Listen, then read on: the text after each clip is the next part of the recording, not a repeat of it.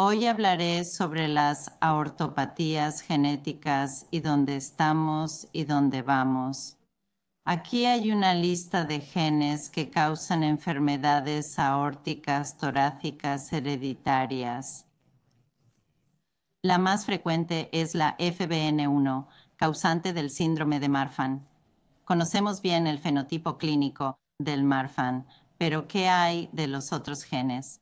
En la publicación inicial descubrimos que al pasar de un gen a otro hay un fenotipo variable. Además, dentro de un mismo gen puede haber variaciones con distintas variantes patogénicas. Este es el síndrome de Loeys-Dietz debido a mutaciones en el TGF-beta2I.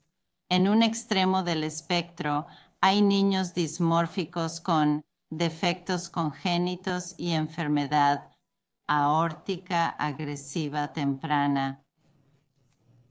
También hay pacientes que parecen tener el síndrome de Marfan-CL.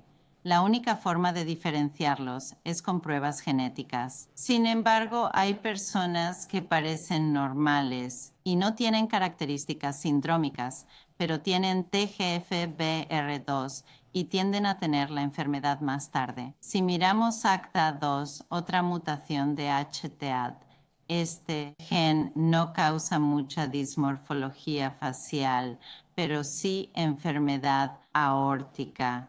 Algunas variantes causan otras enfermedades arteriales. A diferencia del síndrome Loeys-Dietz, el ACTA2 también puede condicionar oclusiones arteriales. Pueden tener enfermedad de moya-moya y oclusión de las grandes arterias en el cerebro. También pueden tener aterosclerosis de inicio temprano con eventos coronarios a los 30 años y sin factores de riesgo. Así que aquí hay dos genes, ambos causan enfermedad aórtica torácica con otro síndrome o no. Uno causa aneurismas y disecciones y el otro causa un perfil vascular diferente con moya-moya y aterosclerosis. Así que, basándonos en esos informes iniciales sobre el gen, yo y otros lanzamos el Montalcino Aorta Consorcio. Estoy segura de que se ha mencionado una o dos veces anteriormente y Arturo ha sido miembro desde el principio. Queríamos recopilar datos clínicos de manera eficiente y efectiva sobre cada paciente en el mundo con mutaciones en un gen ACTA. Inicialmente excluimos fibrilina porque sabíamos mucho sobre él, pero más recientemente, en el último año, hemos vuelto a incluir fibrilina porque realmente necesitamos poder explicar los datos para comparar los datos que tenemos de otros genes con los datos del síndrome de Marfan. Así que voy a repasar algunos datos publicados sobre MAC, revisar datos que saldrán pronto y discutir brevemente hacia dónde queremos ir con MAC. Comenzamos a observar y comparar los primeros datos. Publicamos artículos individuales sobre los datos de MAC con muchos genes destacados en rojo. Recientemente hicimos un estudio comparando los genes individuales. Analizamos la edad de inicio de un evento aórtico que definimos como la reparación de una aorta dilatada o la presentación con una disección tipo A o tipo B. Observamos los genes clasificándolos aquí como ACTA2 que afectan la contracción del músculo liso y los genes que causan el síndrome de Loeys-Dietz, que son los genes en la vía del TGF-beta. Si comparamos las células del músculo liso con los genes de TGF-beta o Loeys-Dietz y miras la edad de inicio y el riesgo de un evento, puedes ver que no hay mucha diferencia entre los genes. Los genes del músculo liso pueden tener un inicio tan temprano como los genes de TGF-beta. Si analizamos los genes de TGF-beta y observamos los genes individuales, Notarán que hay diferencias significativas en la edad de inicio según los genes. Ahora estamos agrupando todos estos juntos y creo que necesitamos conocer el gen subyacente en un paciente individual.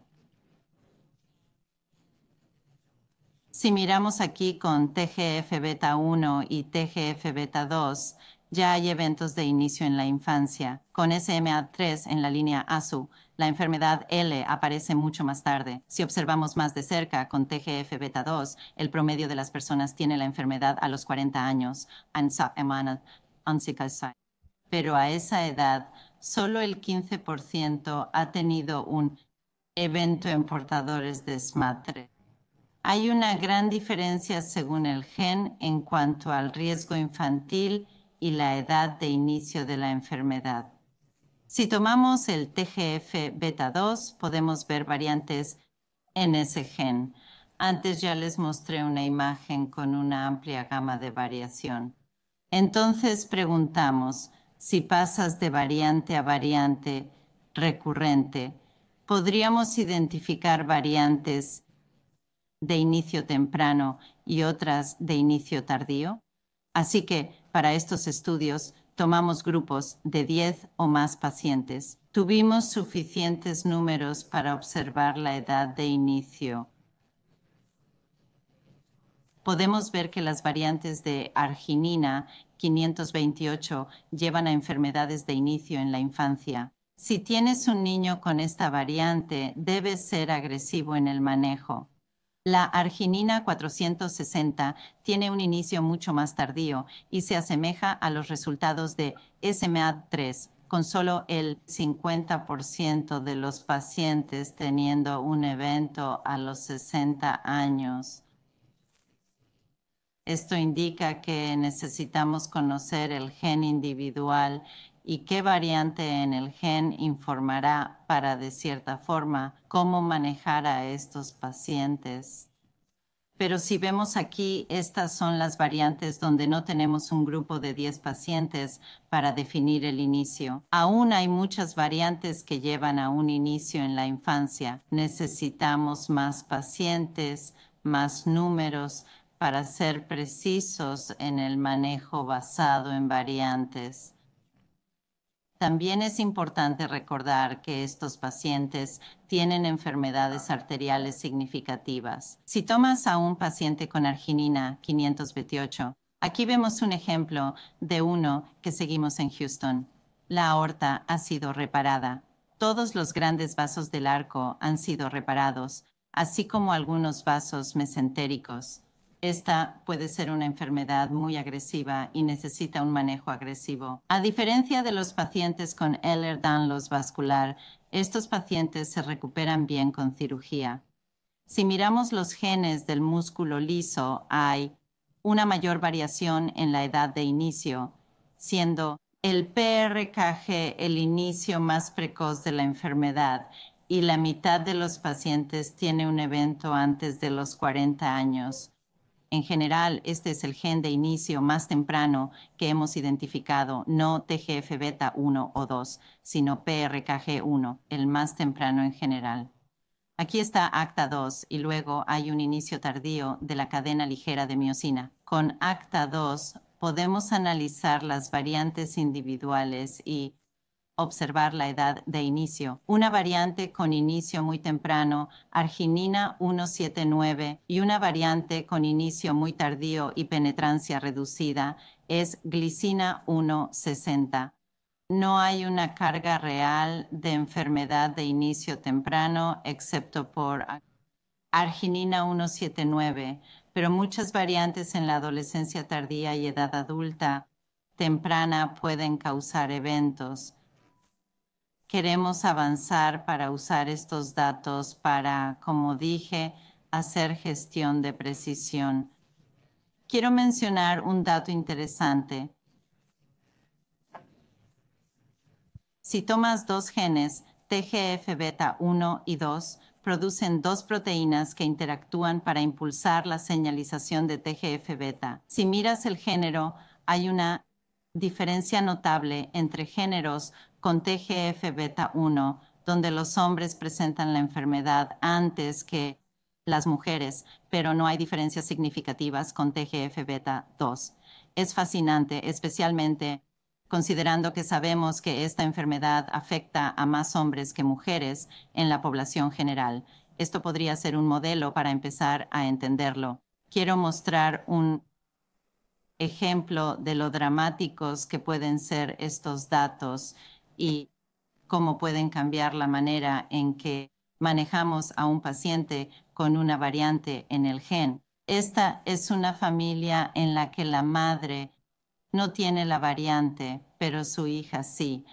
La madre ya ha perdido a su esposo y a 2 hijos por disección. Uno de los hijos tuvo una disección a los 18 años. Lo seguíamos porque tenía la variante, ya que su padre y su hermano murieron por disecciones antes de los 30, antes de que se identificara el gen. Así que lo estábamos monitoreando. Tenía una aorta normal, estaba con beta bloqueantes. Lo cambiamos a losartán y 3 meses después murió de disección a los 18. La hija menor tenía la variante y sabemos que puede haber poco o ningún aumento de la aorta cuando estos pacientes sufren disecciones, como vimos en su hermano. Ella presentaba una dilatación leve de alrededor de 4.0 y luego decidimos, en consulta con la paciente y su madre, proceder a reparar su aorta. Sabemos que esta es la curva de disección en comparación con la reparación de aneurisma para PRKG. Y esto es exactamente lo que no quieres ver. Quieres que si haces la reparación de aneurisma, estés previniendo disecciones. Y esto es lo contrario. Estamos observando disecciones tempranas con reparaciones tardías y un aumento en la adolescencia tardía. Así que entramos y reparamos su aorta y ahora está bien. Han pasado de 2 a 3 años. Quiero decir que estos datos pueden definir el diámetro para la cirugía. Algunos datos de MAC están en las guías de tratamiento de la AJA-ACC que se acaban de actualizar. Estamos acumulando muchos datos. También queremos usar datos de MAC para ver en pacientes con mutaciones del gen TGF-beta, donde ocurren otros eventos arteriales, si hay diferencias de género y cuáles son esos eventos. Aquí hay un panel que muestra eventos arteriales en diferentes arterias asociadas con distintos genes y se enumeran los eventos específicos.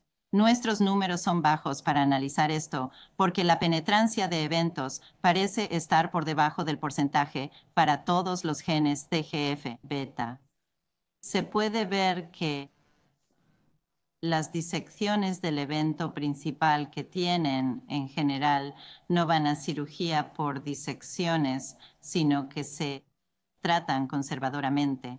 Mirando el TGF-beta receptor 2, estos eventos son más comunes en mujeres que en hombres.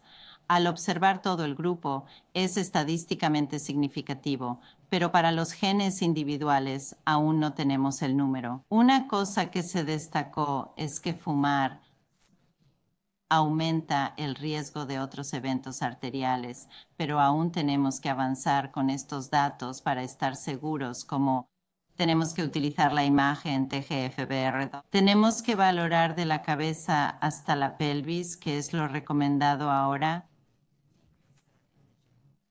Hemos estado trabajando en las mutaciones de ACTA2 para definir realmente por qué causan aneurismas, pero también por qué causan moya-moya y arterioesclerosis. No tengo tiempo para detallar.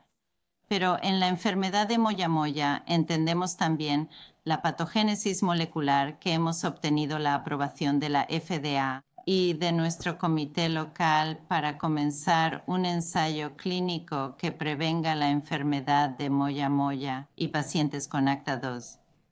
Además, tenemos un artículo reciente en el European Heart Journal el que explica cómo un filamento de actina mutante causa enfermedad coronaria. Y para resumir la vía, son las mutaciones mal plegadas las que activan HSFI y el estrés celular que causa aterosclerosis. Esto aumenta el colesterol en las células musculares lisas. Esto activa una respuesta de proteínas no plegadas y estrés del retículo endoplásmico que afecta las células musculares lisas, contribuyendo a la aterosclerosis. Es una nueva vía hacia la aterosclerosis y como involucra la HMG-CoA reductasa, se puede prevenir con estatinas, así que vamos a iniciar ensayos para usar estatinas pronto. Deberíamos usar un puntaje de calcio para observar, ya que no todos los pacientes con variantes que causan aterosclerosis desarrollan la enfermedad. Esto probablemente se relaciona con el estrés celular por el mal plegamiento de la proteína. Queremos ver si podemos usar puntajes de calcio para saber cuándo comienza la aterosclerosis en estos pacientes. Así sabremos cuándo iniciar las estatinas y en quién. Entonces, ¿a dónde vamos? Queremos investigar la inteligencia artificial y los patrones faciales para identificar a los portadores de mutaciones y el riesgo vascular. Hemos empezado a colaborar con expertos en IA para definir, comenzando con las mutaciones del gen TGF-beta. Sabemos que un paciente TGF-B receptor 1 o 2 no se asemeja a un paciente SMAD3 ni a un paciente TGF-beta R. Podemos empezar a identificar aspectos faciales para cada gen. En estudios futuros necesitamos abordar la nomenclatura de estos trastornos. No podemos agrupar los Loeys-Dietz. No tengo tiempo para hablar sobre las características sistémicas y las diferencias entre genes. Queremos usar MAC para ensayos clínicos en adelante. Aún hay muchos genes que debemos definir en cuanto al fenotipo. Queremos definir pautas de tratamiento para enfermedades de inicio temprano, como el síndrome de Marfan neonatal y enfermedades de inicio temprano con mutaciones TGF-beta, TGFBR1 y 2. Necesitamos más información sobre la enfermedad vascular adicional para definir la vigilancia y mejores tratamientos y comenzar ensayos para moya-moya y aterosclerosis.